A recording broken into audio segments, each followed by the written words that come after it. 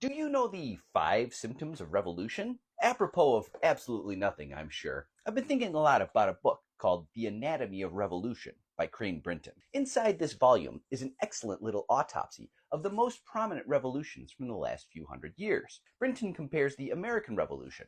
I'm sure you know a thing or two about that one. The French Revolution, the English Revolution. That's the one with Oliver Cromwell. Not super well known in the States. And finally, the Russian Revolution of 1917, which Americans might know as the Communist Revolution or the Bolshevik Revolution. The purpose of this book is to see what lines up. What kind of similarities can be teased out between these huge, important historical events? In the end, Brinton summarizes 5 symptoms of revolution.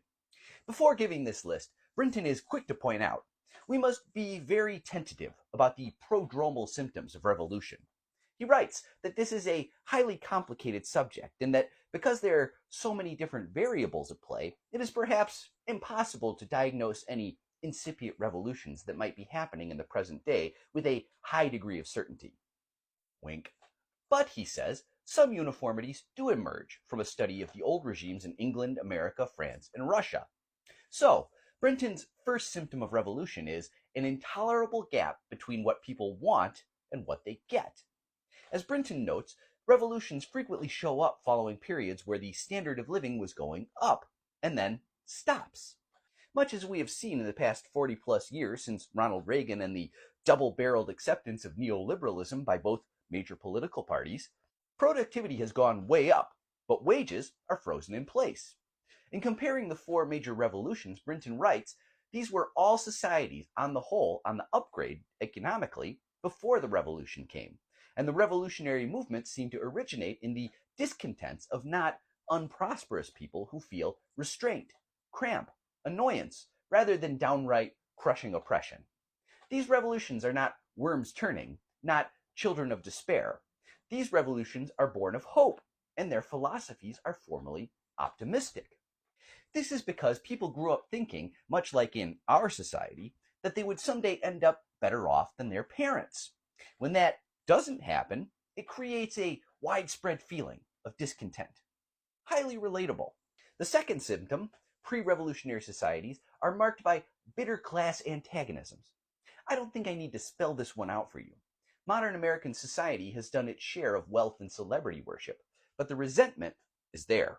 There is growing awareness amongst the mass population that the wealth at the top of the capitalist pyramid scheme comes from us, the working class. It is our hard work that makes the super rich super rich. Class is short for classification. If we classify Americans by wealth or income, the difference between the rich owning class and the working class is at an all-time high. A classic hallmark of a pre-revolutionary society is when these differences become obvious, and people start getting really pissed off about it. The third symptom of revolution is what Brinton calls the transfer of allegiance of the intellectuals. This is where the educated turn against supporting the status quo and instead support the oppressed. Brinton doesn't linger on this point other than to say it is present in all 4 cases. What happens is that reality can no longer be denied, and so smart people stop trying to deny it. Check out TikTok or Substack any day of the week to see this playing out in real time.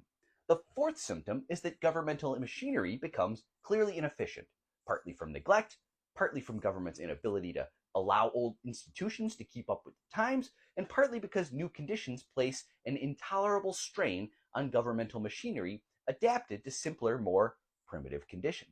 It so happens that America's governmental machinery hasn't been updated much in the last 237 years. Just saying. Finally, the fifth symptom is that the old ruling class, or rather many individuals of the old ruling class, come to distrust themselves or lose faith in the traditions and habits of their class, or go over to the attacking groups. You can recognize what Brinton calls the disintegration of the ruling class when elites start getting scared and start supporting the cause of the oppressed classes, or what he pithily calls the upper dogs deciding to side with the underdogs. Writes Brinton, it is not altogether cynical to hazard the guess that this is sometimes an indication that there's about to be a reversal in the position of the dogs. This is one that I don't believe I've witnessed happening a whole lot yet. Right now we're in the waning glory days of a modern Gilded Age. It won't last forever. Keep this in mind when the billionaire class suddenly starts sounding a whole lot more sympathetic toward the working class. They may even propose some desperate reforms to keep the existing system a while longer.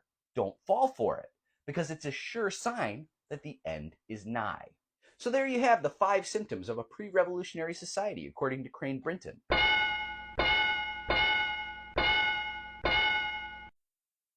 Depends on who you're asking, but it sure looks to me like modern Western society, and the United States in particular, sure does check most of those boxes. Don't you think? Let me know in the comments.